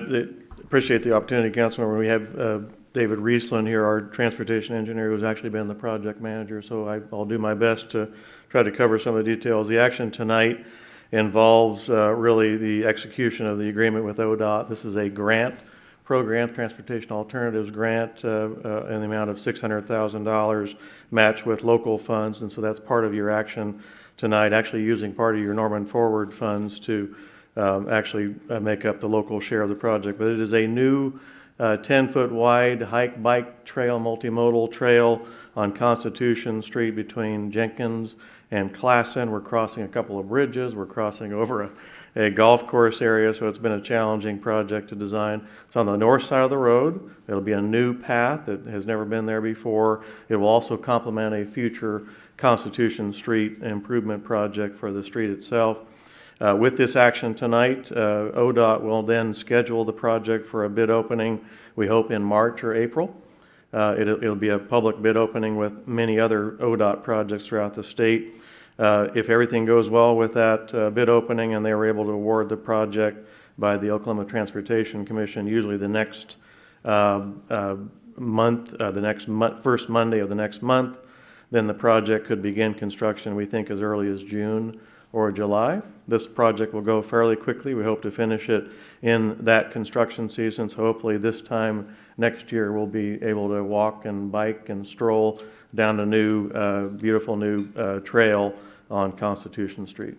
I definitely appreciate the information. It is a very valuable connection for Southeast Norman, the campus area, to connect Oak Tree Avenue to Jenkins. Oak Tree Avenue connects to Highway 9 and connects to 12th Avenue Southeast, which connects to Cedar Lane, which connects to the Walmart Supercenter on the southeast side on Cedar Lane. So this missing piece is really a major real connection for this area and the people that live down there, and a lot of the folks that just want to use a multimodal path. So I'm really excited about it. Looking forward to getting it done. Thank you very much, Sean. Thank you. Are there any other comments from council regarding anything on the consent docket? All right, seeing none, the motion on the floor is to approve the consent docket. Council members, you may cast your votes.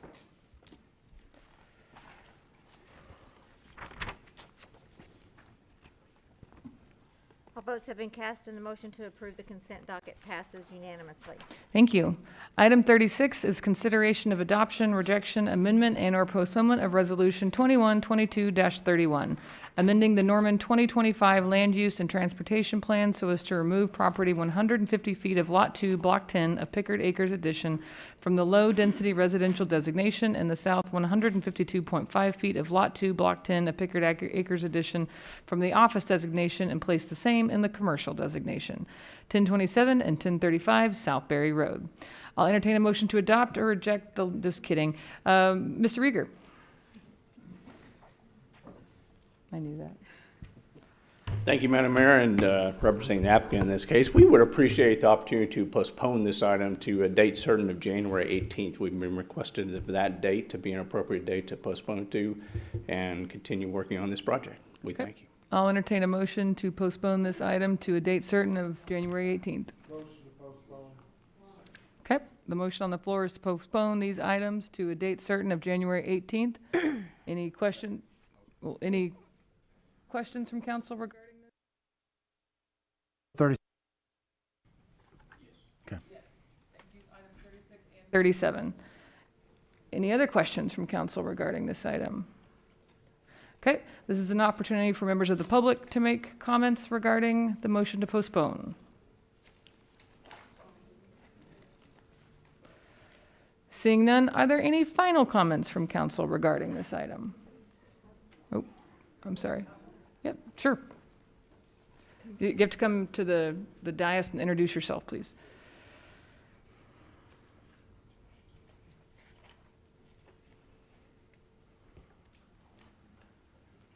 I'm Leslie Cornwell, and I am so angry that it's really going to be difficult to even talk. This has been going on for 6 years. It has been postponed and postponed and postponed. We all get so involved and think about it and talk about it and work for it, and then it's postponed again. I mean, really, I thought this was going to finally be over tonight. This is not fair. It really isn't fair. It's kind of like you ignore the public, we're your people, and you let the lawyers and the business people control everything. That is just wrong. Thank you. Thank you.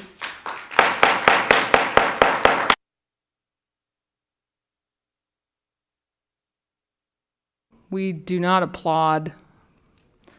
All right. Any final comments from council regarding this item?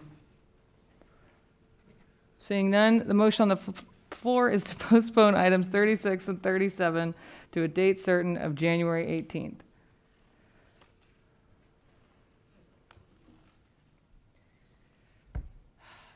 All votes have motion to postpone items 36 and 37 until January the 18th passes unanimously. Thank you. On to item 38, which is consideration of adoption, rejection, amendment, and/or postponement of Ordinance 2122-26 upon second and final reading to allow the use of consensual authorized electronic signatures and electronic records that comply with the requirements of the Oklahoma Uniform Electronic Transaction Act and city policy in city transactions and communications. I'll entertain a motion to adopt or reject the ordinance on second reading, section by section. Motion to adopt. Second. Thank you. I believe we have a presentation from Ms. Poole. Heather Poole with the City Attorney's Office.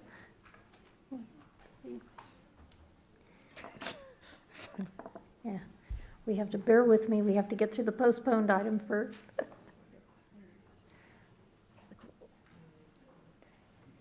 I know it's good.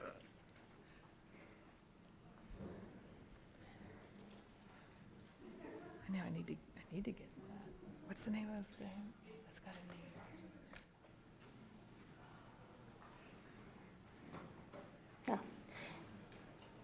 Really briefly, presently, Norman requires wet signatures on documents.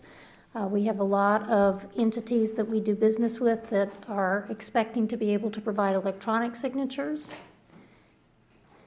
The state has a statute that allows electronic signatures between parties who both agree to conduct transactions that way, and the state statute does not require what's referred to as an authentication process to accept electronic signatures. Authentication process refers to requiring a PIN or accessing a document through a different website to identify that only that individual is able to access the document and thus sign. The state also denies the ability to refuse to affect the legal enforceability of a document that has been signed in electronic format.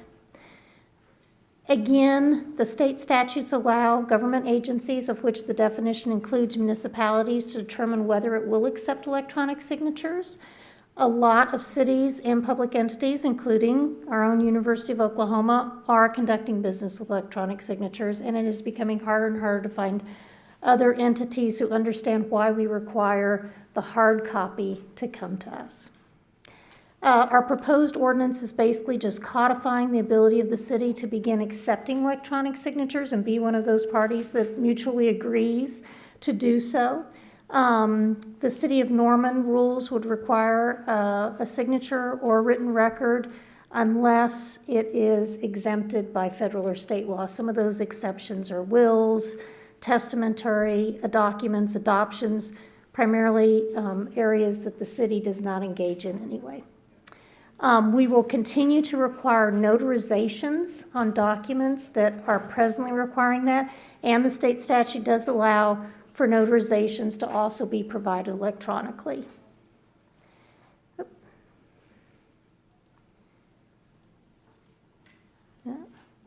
I thought there was another.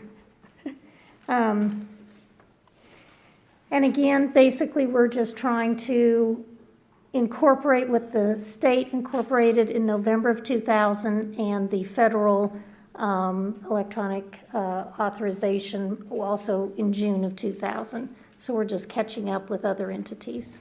If there are any questions? Councilmember Holman, is that you? Is that current one? Yes. Go for it. So, is there any reason you could identify as why we haven't made this transition already? And is there any concern? I mean, it's kind of, I guess, swimming upstream at this point against the current or whatever you want to call it. So it looks like we're going to have to go that way.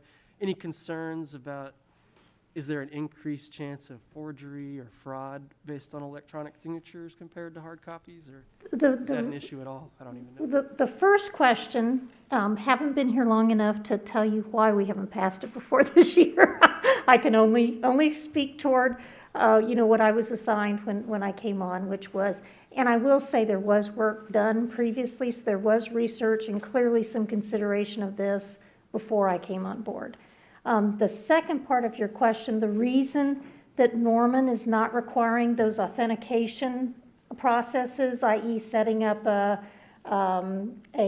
link to access so that only that individual can sign it, or a PIN to access to sign, is because in most of the actions that the city engages in, contracts, leases, professional service agreements, memorandums of understanding with other agencies, there is a lot of back and forth by email that goes on before that. So it's very clear to us and to the other entity which of the individuals that you're engaged in those discussions with have the actual authority to sign off on that document by electronic signature or scanning and sending it back.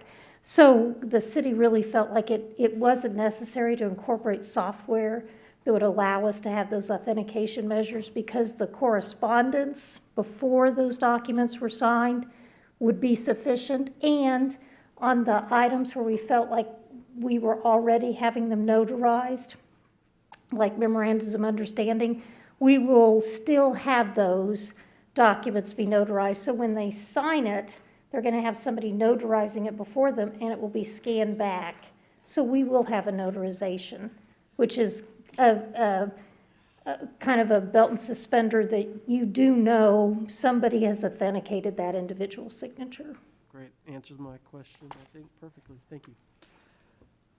Seeing no other council questions, this is an opportunity for members of the public to make comments regarding this item. Madam Clerk, are there any speakers registered to speak? Seeing none, are there any final comments from council regarding this item? Seeing none, I think I will only add it's nice to see our community move into the 21st century of signatures. The motion on the floor is to adopt the ordinance on second reading. Council members, you may cast your votes.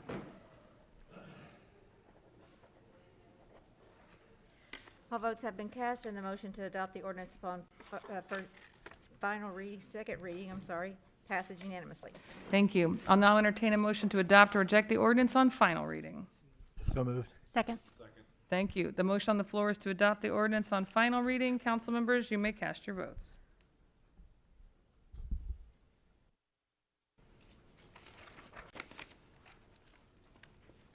All votes have been cast. The ordinance upon final reading passes unanimously. Thank you. This brings us to the end of our meeting, and we will close out with miscellaneous comments. This is an opportunity for citizens to address City Council.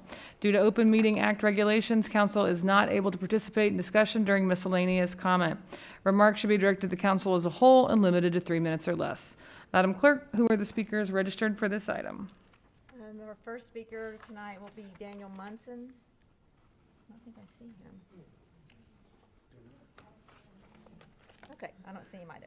So we'll move on to Larry Bierman.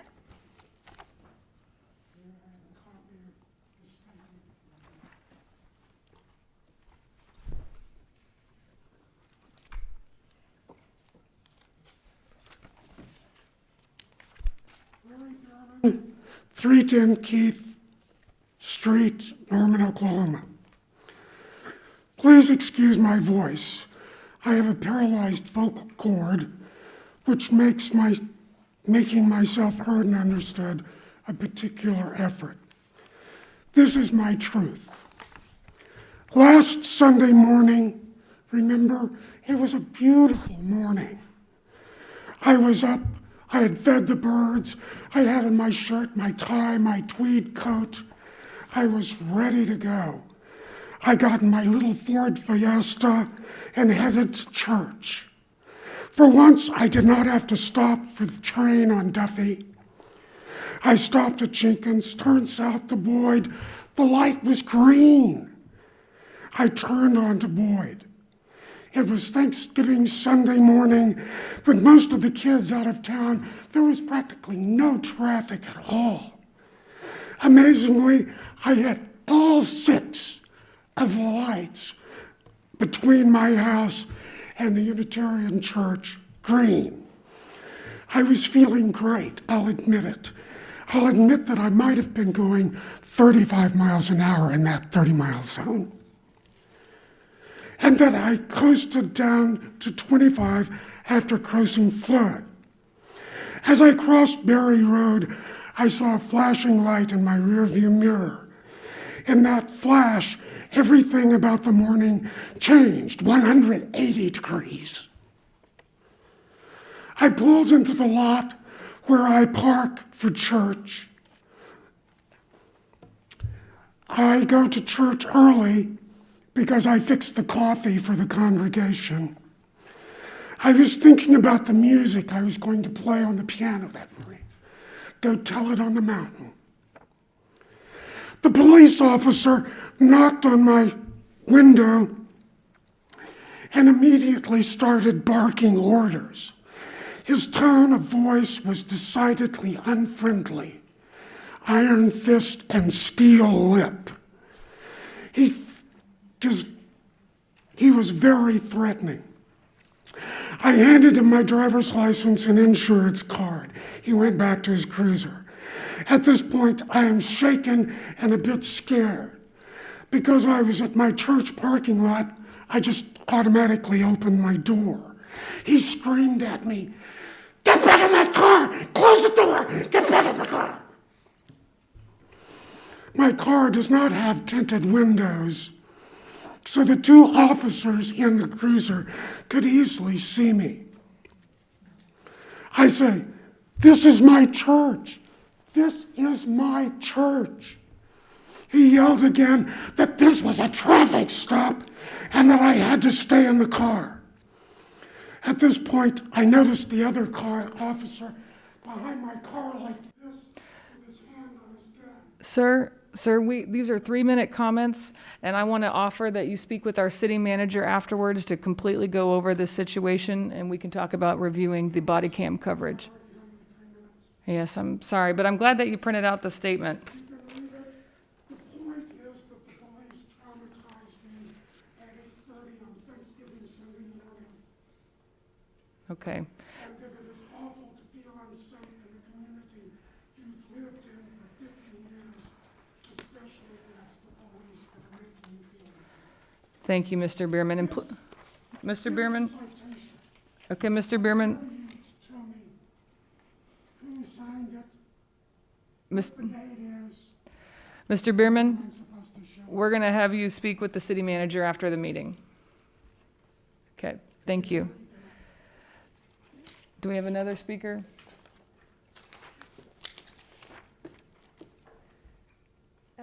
Let's see here. We have one more, Ms. David. Bierman, I'm going to have to ask you to sit down so we can continue the meeting. Right after the meeting. Thank you. I'm going to probably messed up this last name, and I apologize. David Nearance. He's outside. David Nearens, can you hear us out in the hall?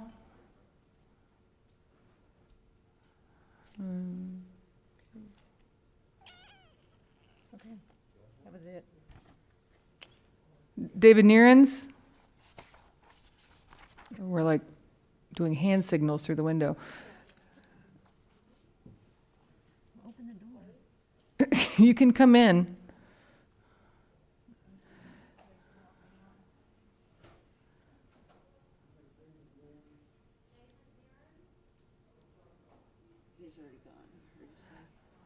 All right, thank you. That's it. Seeing no other public comment, this meeting is adjourned.